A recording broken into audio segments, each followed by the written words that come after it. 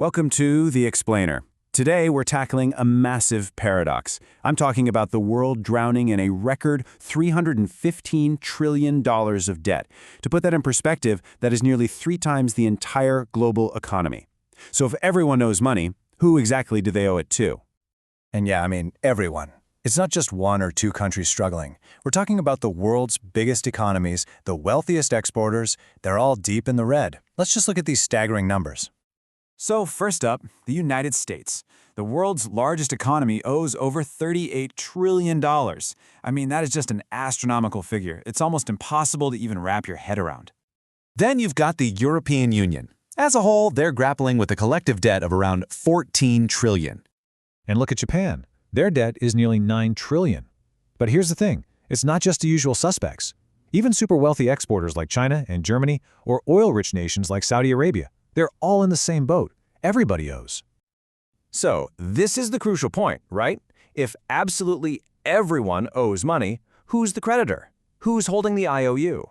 Well, the answer is as simple as it is unsettling. The world owes money to itself. But to understand how that's even possible, we got to rewind a bit and see how this whole system was invented. We have to go back over 300 years, back to a time of war, when a truly brilliant and, let's be honest, dangerous idea was born. So, it all started back in 1694. England's at war with France, and they're running out of gold. The king turns to wealthy merchants for a loan.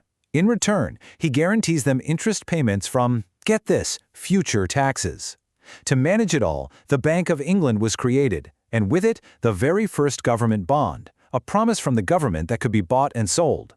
It was nothing short of a financial revolution. And this just completely changed the game. Suddenly, national debt wasn't a sign of failure anymore. Instead, it became a measure of trust, a sign of strength. The bigger your debt, the more the world actually trusted you to pay it back. The ability to borrow became the ability to rule. Okay, now let's fast forward and see how that simple idea evolved into the massive, interconnected system we have today. You can think of it as a kind of global game of hot potato, but with promises. Let's use the US as an example, because it's a great one. We always hear that America owes all this money to countries like Japan or China, right? Well, they only hold a small fraction of the debt. If you look at the chart, the vast majority, over 2/3, is owed to Americans themselves. We're talking banks, insurance companies, and crucially, their own pension funds. And this illustrates the internal loop perfectly. So, follow me on this. The government needs cash, so it issues bonds. Those bonds are bought by American banks and the pension funds that hold citizens' retirement savings. Then, citizens pay their taxes to the government, which uses that tax money to pay interest on the bonds. So where does that interest go? You guessed it, right back into the pension funds and bank accounts of those same citizens. It's basically like moving money from your left pocket to your right pocket. Now, this closed loop isn't unique to America at all. It's a global pattern. Japan lends to the U.S. by buying its bonds. The U.S. lends to Europe through the IMF. Europe lends to developing nations.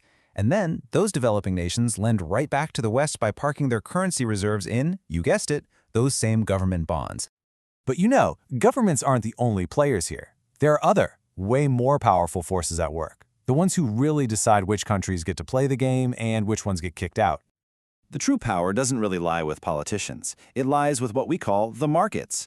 And this isn't some physical place. It's a huge, interconnected network of financial institutions. We're talking hedge funds, pension funds, and central banks that collectively manage trillions of dollars and basically decide the credit fate of entire nations. See, these markets determine which countries can borrow money cheaply and which ones are going to pay a heavy, heavy price. They hold what is essentially veto power over national governments. As the saying goes, democracy decides who governs, but the markets, they decide who survives. And at the very top of this pyramid, you've got the central banks. You could call them the high priests of this system. Why? Because they don't just manage debt, they literally produce it. When a central bank buys a government bond, it creates new money out of thin air to do it. This means every single dollar, every euro, every yen in existence is born as a unit of debt. Money that's free from debt, it just doesn't exist in our modern system. So what is the ultimate goal of all this debt? I can promise you, it is not what you think. Here is the system's biggest secret. When you or I take out a loan, the goal is to pay it all back, right? The principal and the interest. But for a government, sovereign debt is never. ever meant to be fully paid back. The goal isn't repayment, it's refinancing. When an old bond is due, the government simply issues a new bond to pay for it. They treat debt like a perpetual, renewable subscription, not like a loan with an end date. So the crucial point here is that the real product isn't the loan itself. It's the constant stream of interest payments. It's like a global rent that's paid for economic stability. And the entire system depends on this process never ever stopping. It's like a shark that has to keep swimming just to breathe. This whole machine, all $315 trillion of it, is built on one single fragile foundation: trust. So what happens when that trust suddenly disappears? Well, we've seen it happen. Back in 2010, investors suddenly panicked that Greece couldn't pay its interest, and the markets just abandoned it. The so-called rescue by the IMF and the European Central Bank came at a terrible price: brutal austerity, slashed pensions, mass unemployment. It was a tragedy for an entire generation. When this system breaks, the consequences are devastatingly real. And this has profound consequences for all of us. Just look at this flow.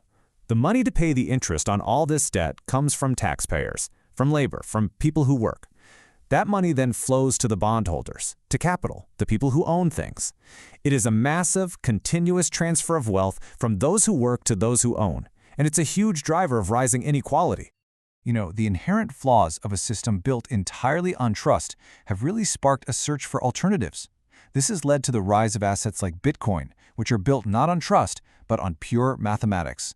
Their supply is fixed by code. It can't be inflated by a central bank just creating more debt.